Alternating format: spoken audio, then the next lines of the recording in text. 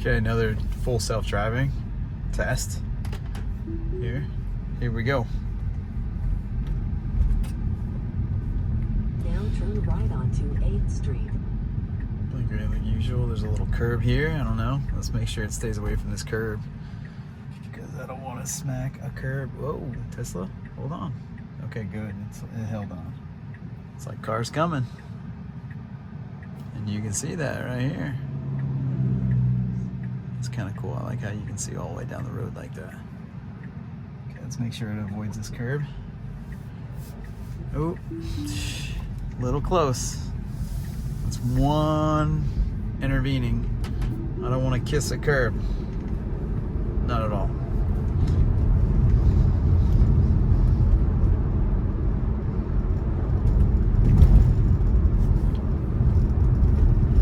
It's doing well so far. I gotta make a left at this light. Let's see what happens here. See if it can handle this. Turn left onto 27th That's- Avenue. That's moderate braking, not too bad. It's pretty nice braking, not hard. Whoa. See that? That's not good. That would have smacked that car. That's crazy. Wow, that's not good. That's why you got to keep your hands on the wheel and be ready. Holy Now cow. turn left onto Wow. 27th Avenue.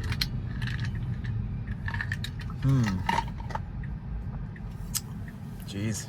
So switching lane like that. That's interesting. Wow. Got the arrow. Here we go.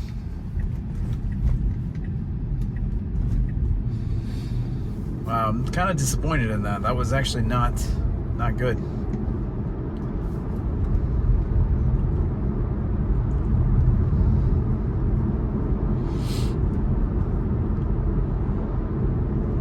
Wow. Kind of shocked that it actually would do that. Like it would go that far when that was clearly visible. That was clearly in the way, and the lane just barely started, you know, kind of transferring to the left. It's kind of wild.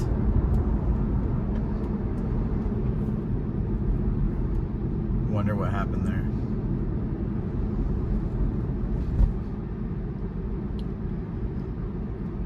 Okay, it did pretty good here. It just goes to show you really got to keep your hands on the wheel and your foot ready just in case, you know. It's not that saying it's going to mess up very often, but if it does, I mean, that's a big deal, you know. That's a problem.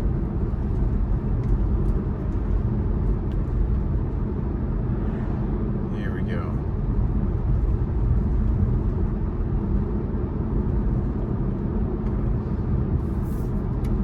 And we're on chill mode, so I don't know, chill's not that chill, I guess.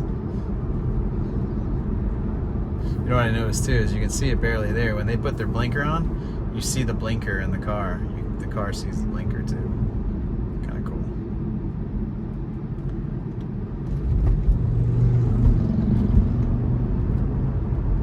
Good.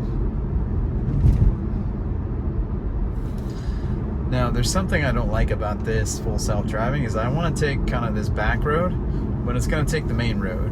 And the back road is actually a little easier to get to where I'm going, but it likes to take this main road. Turn right onto 20th Street. So I usually take this road, but it's going to go off the main road.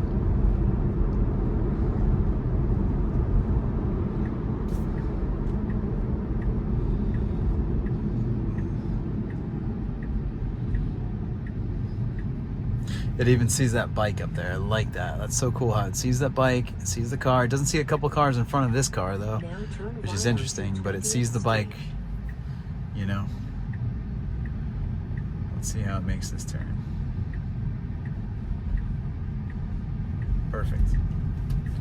It sees the motorcycle guy in there too. Good. Nice. In 1,000 feet, turn right onto Now I'm gonna intervene here because I know it's gonna hit this curb hard. It's gonna nail this curb. Let me see what happens here actually. So this is where I'm going. Let's see if it'll get it. No, so it's not gonna go here. Turn right It's onto gonna go here 23rd because that's where Avenue. navigation is taking it, which is actually fine. But let's see what happens. Let's see what it does.